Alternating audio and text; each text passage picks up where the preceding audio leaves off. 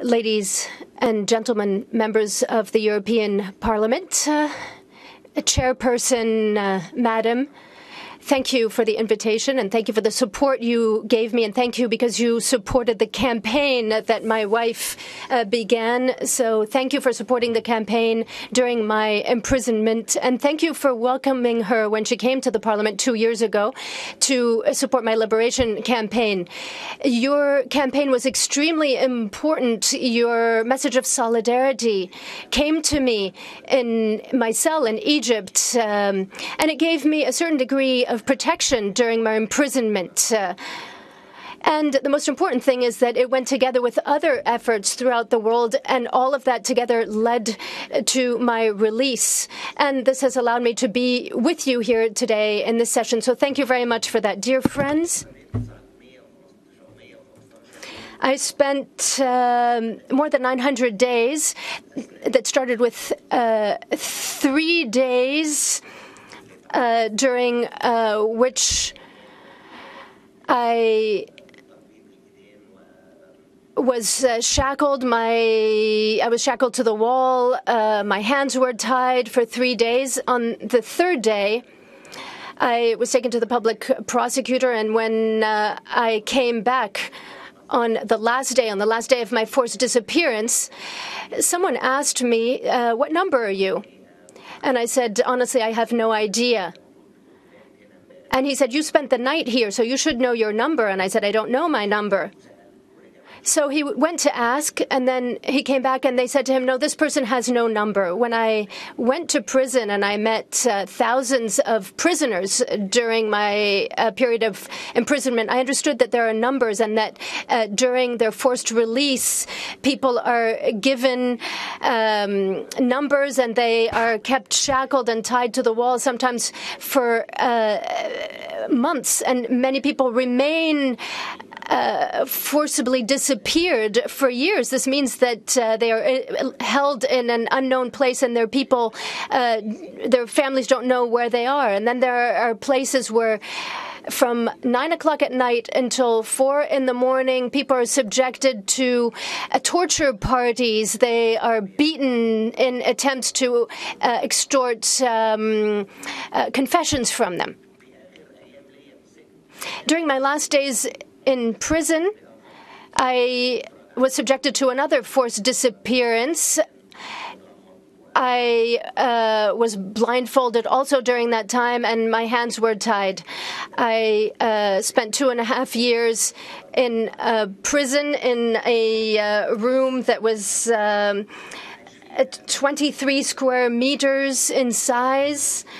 There were about 18 to 30 people in this one room. We ate and slept and moved in the same place. We slept on the floor with a small blanket. The bathroom was 1.75 meters squared. It had a shower with cold water. So in the same place, we had to shower and sleep. There were insects, all types of insects.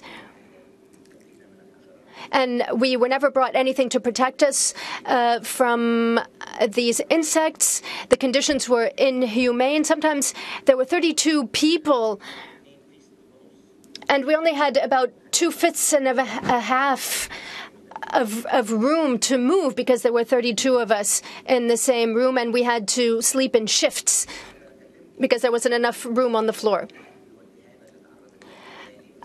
I won't go into details of the humiliation that my family members were subjected to when they came to visit. Bribes were taken from them. I was also in solitary confinement, and sometimes people spent more than a week in solitary confinement because they committed a very small error. There were people who died because they just couldn't take the conditions of solitary confinement and at the dark for 2.5 weeks. My wife was only allowed to visit me one time during 2.5 years.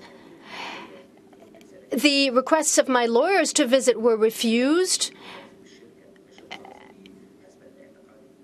There was only a commercial lawyer who was allowed to visit me.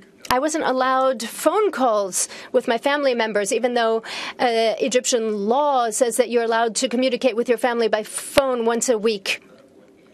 I saw so many scenes of beatings of prisoners in inhumane conditions and illegally. The legal system is politicized and not independent. Officers would say many times in prison, we are not subject to any law. We can take you, we can kill you, we can bury you, we can torture you. You are ours, and we are not subject to any law, not even the procedural law. And this is part of the terrorizing of the population. When I was taken on the 5th of July 2019, when tens of armed people stormed my house and they came in without saying who they were. My wife was forced to leave the country. They took phones, computers, books. They didn't give me a single piece of paper. And even when they released me, they did not give back my possessions that they had taken.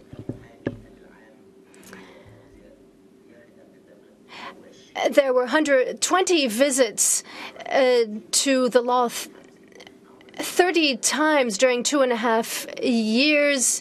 I was taken to the judge, but I was only interrogated for 45 minutes, and during that interrogation I was asked about my opinion on the Egyptian revolution in 2011, who I'd voted to, and when I'd asked what's the relationship between that and my imprisonment, I was told that I was charged or was accused of being a member of a terrorist organization. I said, what's it called? And they said, well, you supported it on social media. And I said, I don't even have a social media account. And these are the accusations that are always levied against any supporters of human rights in Egypt.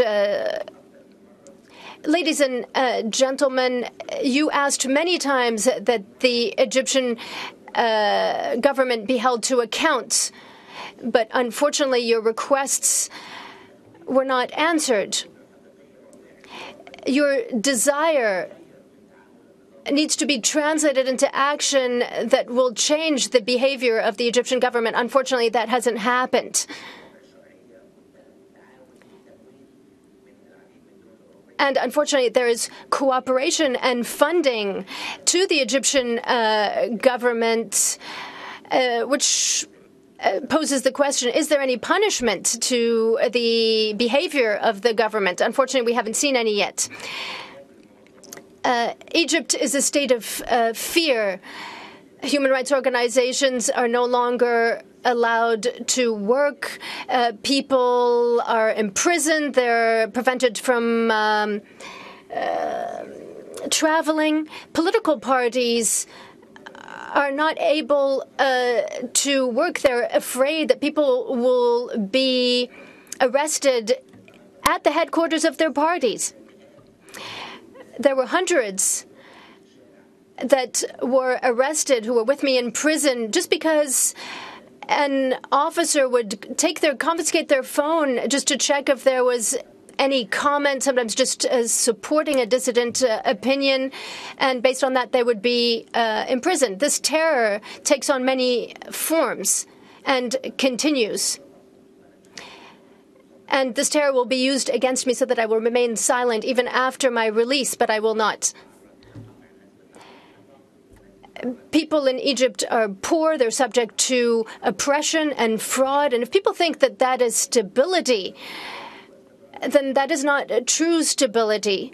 There is no stability if there's fear and poverty, if people are prevented from speaking, and if the freedom of expression is muzzled. If you want a long-term strategy and long-term economic ties. They must be built upon the respect of the freedom of expression.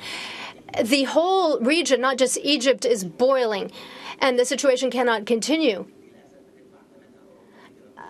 Unfortunately, Europe pays the price of this in terms of terrorism and refugees coming in because there is no stability in the Middle East. We need to change this. We need to build a new relationship with the Middle East so that there is no longer this fear and dictatorship.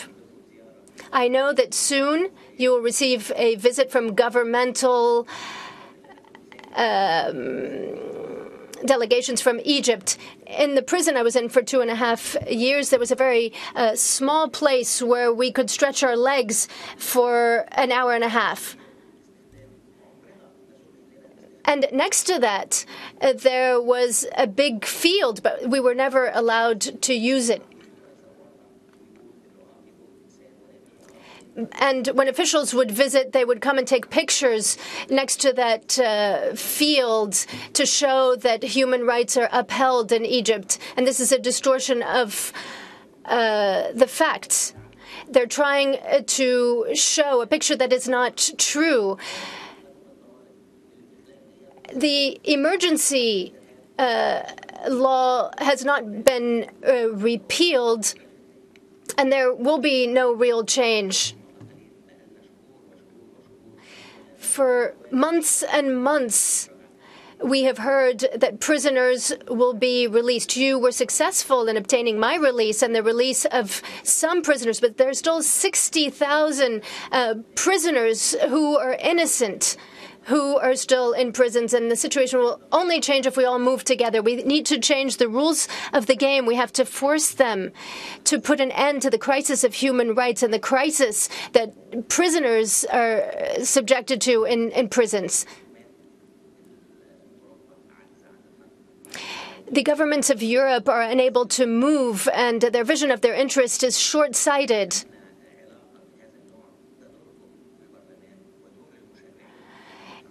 It is the role of you parliamentarians to take action.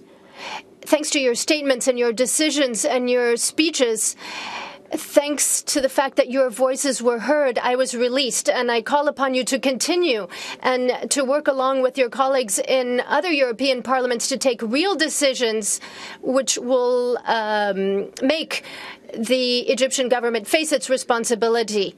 We will be successful if we cooperate, if we put in place a strategy to continue the pressure. 60,000 prisoners in Egyptian prisons, many of them are colleagues. Each one of those has friends and a family and carries sadness. Thank you very much.